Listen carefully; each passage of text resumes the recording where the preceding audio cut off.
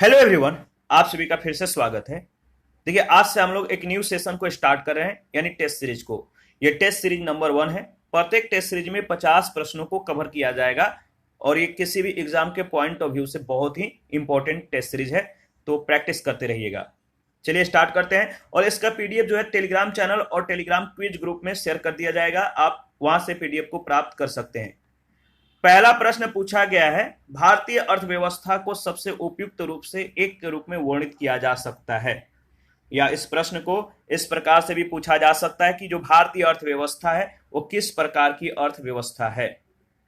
भारतीय अर्थव्यवस्था किस प्रकार की अर्थव्यवस्था है, तो इन दोनों का जो सही जवाब होगा मिश्रित अर्थव्यवस्था, यानी 4 ऑप्शन राइट ऑप्शन है। सेकंड प्रश्न, आर्थिक किराया संदर्भित करता है। आर्थिक किराया संदर्भित करता है भूमि के उपयोग के लिए किया गया भुगतान को। प्रश्न संख्या सेकंड का सही ऑप्शन 4 है। नाबार्ड की प्राथमिक भूमिका क्या है। नाबार्ड की प्राथमिक भूमिका क्या है? पहला है राज्य सहकारी बैंकों को सावधि ऋण प्रदान करना। दूसरा है शेयर पूंजी अंशदान के लिए राज्य सरकारों की सहायता करना। तीसरा है पुनर्वित्त संस्था के रूप में कार्य करना। नाबार्ड की प्राथमिक भूमिका जो है ये तीनों है, यानी उपरोक्त सभी डी ऑप्शन राइट ऑप्शन होगा। प्रश्न संख्या 4 है, अनुसूचित बैंक वह है। अनुसूचित बैंक वह बैंक है जो शामिल हैं। अनुसूचित बैंक वह बैंक है जो भारतीय रिजर्व बैंक अधिनियम की सेकंड अनुसूची में शामिल है। प्रश्न संख्या 5 है, इंडिया ब्रांड इक्विटी फंड का उद्देश्य क्या है। इंडिया ब्रांड इक्विटी फंड का उद्देश्य क्या है? अगर आंसर मालूम है तो कमेंट करके बताइए। इंडिया ब्रांड इक्विटी फंड का उद्देश्य है मेड इन इंडिया को गुणवत्ता का लेबल बनाना। प्रश्न संख्या 6, बैंक नुकसान से बचने का सबसे अच्छा तरीका है। बैंक नुकसान से बचने का सबसे अच्छा तरीका है, बताइए। वो सबसे अच्छा तरीका जो है वह ध्वनि संपार्श्विक स्वीकार करें, यानी सेकेंड ऑप्शन राइट ऑप्शन। प्रश्न संख्या 7 है, निम्नलिखित में से कौन सा विषय भारतीय रिजर्व बैंक की मौद्रिक नीति का उद्देश्य नहीं है। निम्नलिखित में से कौन सा विषय भारतीय रिजर्व बैंक की मौद्रिक नीति का उद्देश्य नहीं है? याद रखिएगा, सामाजिक न्याय सुनिश्चित करने के लिए, यानी 4 ऑप्शन जो है आपका सही ऑप्शन है। प्रश्न संख्या 8 है, भारत में अपनाई जाने वाली नोट जारी करने की प्रणाली का जो प्रकार है वो कौन सा प्रकार है। भारत में नोट जारी करने की जो प्रणाली का प्रकार है, याद रखिएगा, न्यूनतम आरक्षित प्रणाली। सेकंड ऑप्शन बिल्कुल सही ऑप्शन है। प्रश्न संख्या 9 है, अंत्योदय कार्यक्रम संबंधित है। अंत्योदय कार्यक्रम किसके साथ जुड़ा हुआ है? सही जवाब है सबसे गरीब से गरीब का उत्थान के लिए जो है यह कार्यक्रम है, अंत्योदय कार्यक्रम। तो 4 ऑप्शन बिल्कुल सही ऑप्शन है। प्रश्न संख्या 10 है, निम्न में से कौन सा अल्पाधिकार की हमारी परिभाषा का सबसे निकट से अनुमान लगाता है, बताइए। निम्न में से कौन अल्पाधिकार की हमारी परिभाषा का सबसे निकट से जो है अनुमान लगाता है? वह आपका सिगरेट उद्योग। पहला ऑप्शन जो है बिल्कुल सही ऑप्शन है। 11 नंबर है, व्यक्तिगत प्रायोज्य आय है। व्यक्तिगत प्रायोज्य आय है व्यक्तिगत आय के बराबर परिवार के द्वारा भुगतान किए गए प्रत्यक्ष कर। प्रश्न संख्या 12 है, जनसंख्या के माल्थुसियन सिद्धांत ने किनके बीचों की संबंध की जो है खोज की। जनसंख्या के माल्थुसियन सिद्धांत ने किनके बीच के संबंधों की खोज की। इसका सही जवाब क्या होगा, बताइए। बहुत इंपॉर्टेंट है, खाद्य आपूर्ति और जनसंख्या वृद्धि। याद रखिएगा, इन दोनों के बीच संबंधों की खोज की। Second option right option. अप्रत्यक्ष कर का क्या अर्थ है? अप्रत्यक्ष कर का जो अर्थ है आपको बताना है। देखिए, अप्रत्यक्ष कर का अर्थ है करदाता और सरकार के बीच सीधा संबंध नहीं है, ठीक है। जो इनडायरेक्ट टैक्स होता है, इसका जो अर्थ होता है करदाता और सरकार के बीच सीधा संबंध नहीं होता है। प्रश्न संख्या नेक्स्ट जो है 14 नंबर, एक व्यवसायिक इकाई के लिए दीर्घकालीन ऋण का मुख्य स्रोत है। एक व्यवसायिक इकाई के लिए दीर्घकालीन ऋण का जो मुख्य स्रोत है आपको बताना है, वो कौन सा स्रोत है? मुख्य स्रोत जनता को स्टॉक और ब्रांड की बिक्री। पहला ऑप्शन बिल्कुल सही ऑप्शन है। 15 नंबर है, धन के अवमूल्यन का अर्थ है। धन के अवमूल्यन का अर्थ है, क्या है? धन के अवमूल्यन का अर्थ है पैसे के बाहरी मूल्य में कमी। पैसे के बाहरी मूल्य में कमी, यानी सेकंड ऑप्शन बिल्कुल सही ऑप्शन है। 16 नंबर है, बैंक दर वह दर है जिस पर, बैंक दर वह दर है जिस पर, बताइए, जिस पर सेंट्रल बैंक ऑफ कंट्री वाणिज्यिक बैंकों को पैसा उधार देता है। थर्ड ऑप्शन बिल्कुल सही ऑप्शन है। 17 नंबर है, एक बंद अर्थव्यवस्था वह है जो, एक आपको बताना है कि जो बंद अर्थव्यवस्था वह है जो, क्या? जो अन्य देशों के साथ व्यापार नहीं करता। जो क्लोज इकोनॉमिक होता है वो अन्य देशों के साथ व्यापार नहीं करता है, यानी पहला ऑप्शन बिल्कुल सही ऑप्शन है।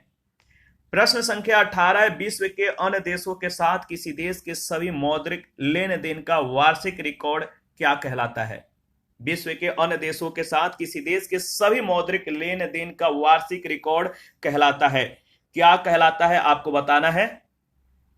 इसका सही जवाब है भुगतान संतुलन।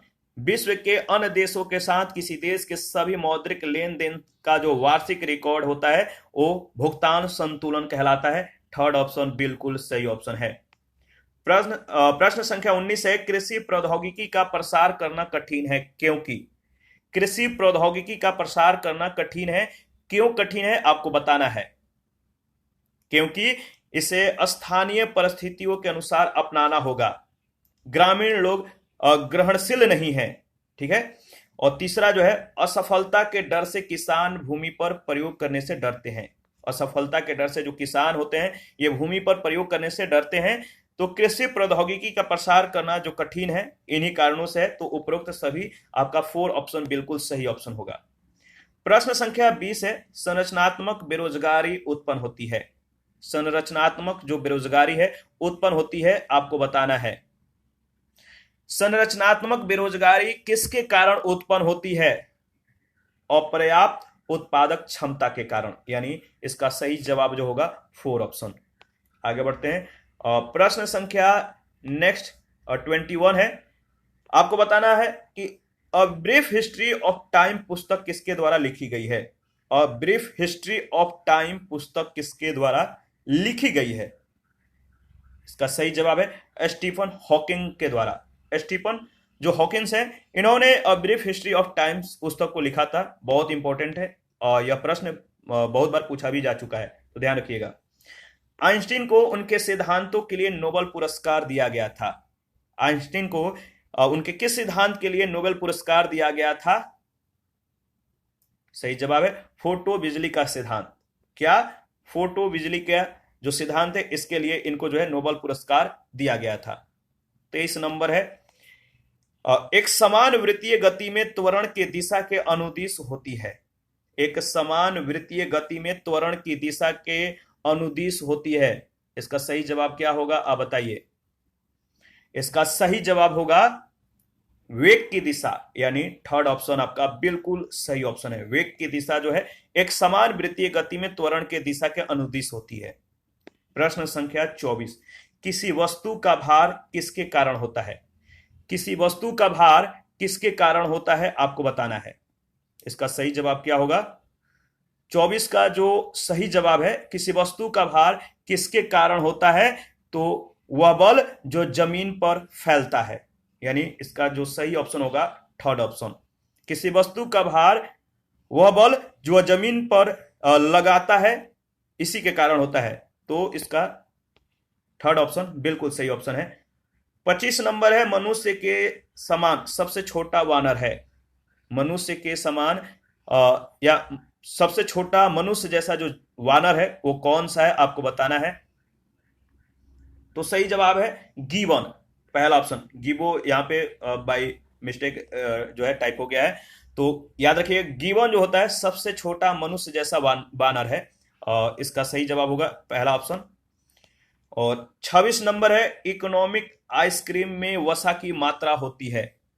बताइए, fat content in economic ice cream is, economic ice cream में वसा की जो मात्रा होती है वो कितना परसेंट होती है? याद रखिएगा 10%। ठीक है, सेकेंड ऑप्शन बिल्कुल सही ऑप्शन है। 27 नंबर है, बीटा ग्लूकन एक घुलनशील फाइबर मौजूद है।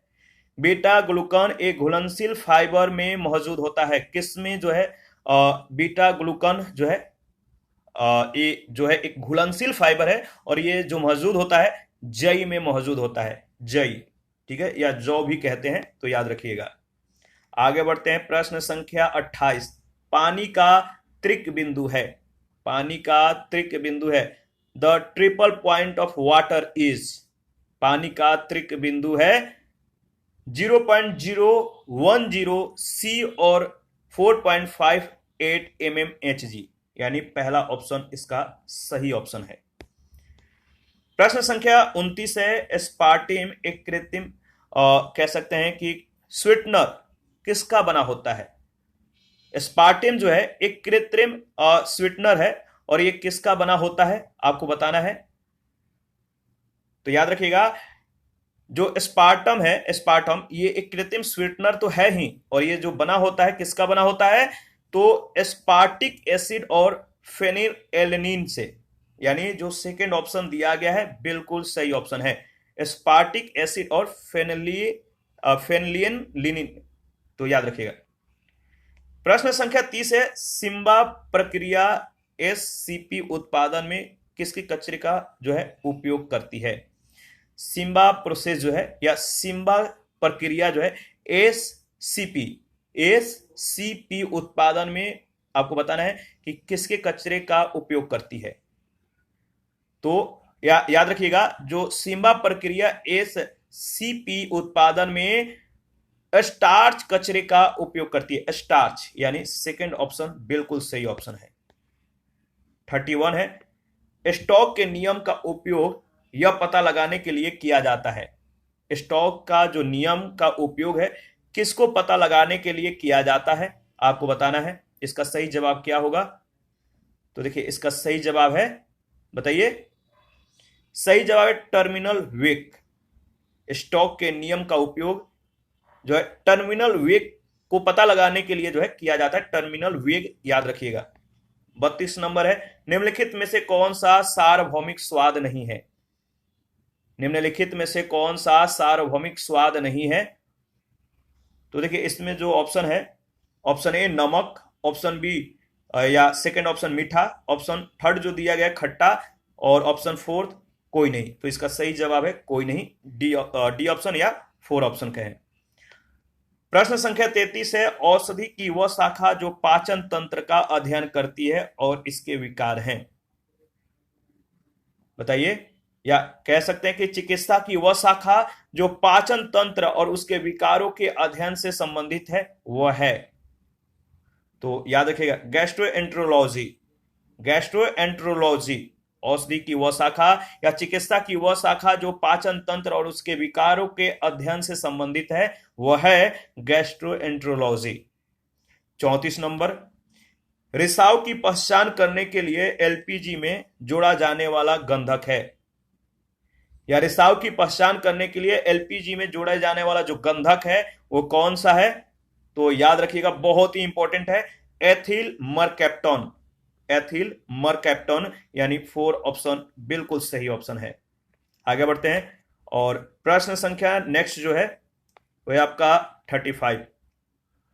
देखिए, वह प्रक्रिया जिसके द्वारा द्रव की भांति, ठीक है, द्रव की भांति द्रव की भौतिक अवस्था गैसीय अवस्था से द्रव अवस्था में परिवर्तित होती है, क्या कहलाती है? वह प्रक्रिया जिसके द्वारा द्रव की भौतिक अवस्था गैसीय अवस्था से द्रव अवस्था में परिवर्तित होती है, क्या कहलाती है आपको बताना है। इसका सही जवाब दीजिए, कमेंट करके बताइए इसका सही जवाब क्या होगा। इसका सही जवाब है संक्षेपण। वह प्रक्रिया जिसके द्वारा द्रव की भौतिक अवस्था गैसीय अवस्था से द्रव अवस्था में परिवर्तित होती है, संक्षेपण कहलाती है। 36 नंबर है, अम्लीय वर्षा का पीएच मान कितना होता है? अम्लीय वर्षा का पीएच मान कितना होता है? तो याद रखिएगा, बहुत इंपॉर्टेंट है, 5.6 से कम होता है। अम्लीय वर्षा का पीएच मान 5.6 से कम होता है, ध्यान रखिएगा। 37 नंबर है, शौचालय को साफ करने के लिए जिस अम्ल का प्रयोग किया जाता है उसका नाम क्या है? शौचालय को साफ करने के लिए प्रयुक्त होने वाला जो अम्ल है इसका नाम है, बताइए, hydrochloric acid. Hydrochloric acid, option 4 right option. प्रश्न संख्या 38 है, शौचालय को साफ करने के लिए जिस अम्ल का प्रयोग किया जाता है उसका नाम है। सेम प्रश्न रिपीट हो गया है, डोंट माइंड। इसका सही जवाब होगा हाइड्रोक्लोरिक एसिड। प्रश्न संख्या 39, बताइए, 39 में पूछा गया टेबल शुगर है। टेबल शुगर कौन सा है? इसमें से आपको बताना है, 4 ऑप्शन है। क्या ग्लूकोज टेबल शुगर है? क्या सुक्रोज टेबल शुगर है? क्या माल्टोस या लाक टेबल शुगर है? तो इसमें जो सुक्रोज है ये टेबल शुगर है, याद रखिएगा, सेकंड ऑप्शन राइट ऑप्शन। प्रश्न संख्या 40 है, निम्नलिखित में से कौन सा विटामिन दृष्टि से संबंधित है? निम्नलिखित में से कौन सा विटामिन जो है दृष्टि से संबंधित है, दृश्य से संबंधित है, आंखों के लिए फायदा होता है? तो सही जवाब है विटामिन ए। विटामिन ए जो है यह दृष्टि के लिए बहुत ही इंपॉर्टेंट है, ठीक है। और इसके कमी से कौन सा रोग होता है, कमेंट करके बताइएगा, इंपॉर्टेंट है। प्रश्न संख्या 41 है, पूछा गया है कि भारतीय संविधान के अनुच्छेद 243 जेड जे के अनुसार एक सहकारी समिति के अधिकतम निदेशक हो सकते हैं। भारतीय संविधान के अनुच्छेद 243 जेड जे के अनुसार एक सहकारी समिति के अधिकतम निदेशक हो सकते हैं। इसका सही जवाब होगा 21। 42 में पूछा गया, भारत में एक नया राज्य बनाने के उद्देश्य से एक विधेयक को किसके द्वारा पारित किया जाना चाहिए? भारत में एक नया राज्य बनाने के उद्देश्य से एक विधेयक को किसके द्वारा पारित किया जाना चाहिए? संसद में साधारण बहुमत से, यानी सेकंड ऑप्शन बिल्कुल सही ऑप्शन है। फटाफट कमेंट कीजिए, अगर आपको कहीं भी डाउट हो या किसी भी प्रश्न में या कोई और भी सुझाव हो तो आप हमें कमेंट करके बताइए। 43 है, भारत में नागरिकों के मौलिक अधिकारों में संशोधन करने के लिए कौन सक्षम है? भारत में नागरिकों के मौलिक अधिकारों में संशोधन करने के लिए कौन सक्षम है? सही जवाब है संसद। देखिए, आप जो है आप चाहते हैं कि टेस्ट सीरीज में आपका प्रश्न भी ऐड किया जाए, तो आप जो है कमेंट में प्रश्नों को टाइप करके आप हमें सेंड कर सकते हैं, या जो है इंस्टाग्राम पे भी आप जो है प्रश्नों को सेंड कर सकते हैं। आपके जो प्रश्न होंगे अगर बेहतरीन ढंग के होंगे तो टेस्ट सीरीज में शामिल किया जाएगा। तो कमेंट कीजिए या इंस्टाग्राम पे जो है आप जो है वहां पे टाइप करके सेंड कीजिए। प्रश्न संख्या 44 है, भारतीय संविधान का कौन सा अनुच्छेद भारतीय विदेश नीति से संबंधित है? भारतीय संविधान का कौन सा अनुच्छेद भारतीय विदेश नीति से संबंधित है? इसका सही जवाब होगा अनुच्छेद 51। ये सभी प्रश्न घटना चक्र में पढ़ा दिया गया है, वहीं से ये सभी प्रश्न कलेक्ट किए गए हैं, अन्य सोर्स से भी जो है प्रश्नों का संग्रह किया गया है। तो ये जो टेस्ट सीरीज है बहुत ही इंपॉर्टेंट है और इसमें आपको बहुत ही मजे आने वाले हैं, तो प्रैक्टिस करते रहिए। पीडीएफ को प्राप्त करना है तो Telegram channel, Telegram quiz group को ज्वाइन कर लीजिए, वहां पे आपको पीडीएफ विद आंसर की मिल जाएगा। और प्रश्न संख्या 45 है, निम्नलिखित में से कौन राष्ट्रपति की प्रसन्नता के दौरान अपना पद धारण करता है? निम्नलिखित में से कौन राष्ट्रपति की प्रसन्नता के दौरान अपना पद धारण करता है? सही जवाब है भारत के महान्यायवादी। इसका सही जवाब 4 ऑप्शन। 46 है, लोकसभा के द्वारा पारित धन विधेयक को राज्यसभा के द्वारा भी पारित माना जाता है। जब राज्यसभा के द्वारा कोई कार्यवाही नहीं की जाती है तब बताइए। लोकसभा के द्वारा पारित धन विधेयक को राज्यसभा के द्वारा भी पारित माना जाता है। इस स्थिति में जब राज्यसभा के द्वारा कोई कार्यवाही नहीं की जाती है तब जो है धन विधेयक को राज्यसभा के द्वारा पारित मान लिया जाता है, कितने दिनों के बाद? तो इसका सही जवाब होगा 14 दिनों के बाद जो है ये पारित मान लिया जाता है। तो याद रखिएगा। आगे बढ़ते हैं और प्रश्न संख्या नेक्स्ट जो है 47, the accidental prime minister the accidental prime minister पुस्तक के लेखक कौन है? बहुत ही इंपॉर्टेंट प्रश्न है। द एक्सीडेंटल प्राइम मिनिस्टर पुस्तक के लेखक हैं, बताइए, संजय बरू। संजय बरू इसका सही ऑप्शन होगा। 48 है, किसने कहा था कि लोकतंत्र वह सरकार है जिसमें सभी को हिस्सा मिलता है? लोकतंत्र, यह कथन किसका है कि लोकतंत्र वह सरकार है जिसमें सभी को हिस्सा मिलता है? तो यह बात सीली ने कहा था, याद रखिएगा। 49 है, केंद्र शासित प्रदेशों से लोकसभा में अधिकतम प्रतिनिधित्व कितना हो सकता है? केंद्र शासित प्रदेशों से लोकसभा में अधिकतम प्रतिनिधित्व कितना हो सकता है? तो सही जवाब है 20। याद रखिएगा, केंद्र शासित प्रदेशों से लोकसभा में अधिकतम प्रतिनिधित्व 20 हो सकते हैं। प्रश्न संख्या 50 और इस टेस्ट का जो है आखिरी या लास्ट कह सकते हैं प्रश्न है। कमेंट करके बताइएगा अगर इसका सही जवाब अगर आपको मालूम हो तो। संविधान के किस अनुच्छेद के आधार पर भारत के राष्ट्रपति पर महाभियोग चलाया जा सकता है? संविधान के किस अनुच्छेद के आधार पर राष्ट्रपति पर जो है भारत के राष्ट्रपति पर महाभियोग चलाया जा सकता है? तो याद रखिएगा, अनुच्छेद 56 और अनुच्छेद 61 के आधार पर जो है राष्ट्रपति पर महाभियोग का कह सकते हैं, महाभियोग भारत के जो राष्ट्रपति हैं इन पर महाभियोग चलाया जा सकता है। तो आर्टिकल 56 और आर्टिकल 61 इसके आधार पर। यहाँ पे लिंक है, आप डायरेक्ट जो है चैनल पे या Telegram channel, Telegram quiz group या इंस्टाग्राम को ज्वाइन कर सकते हैं। तो इंपॉर्टेंट लिंक है और इसी पीडीएफ के लास्ट में जो है यहाँ पे आंसर की भी दिया गया है। तो आप जो है इस पीडीएफ को प्राप्त करना है तो Telegram channel, Telegram quiz group को ज्वाइन कर लीजिए। थैंक यू, मिलते हैं नेक्स्ट सेशन में। और कोई भी सुझाव हो या आपको लगता है कि इस प्रश्न को भी टेस्ट सीरीज में इंक्लूड करना चाहिए तो आप इंस्टाग्राम पे या कमेंट सेक्शन में आप टाइप करके प्रश्न को सेंड कीजिए। आपके प्रश्नों को जो है शामिल किया जाएगा। तो थैंक यू, मिलते हैं नेक्स्ट सेशन में।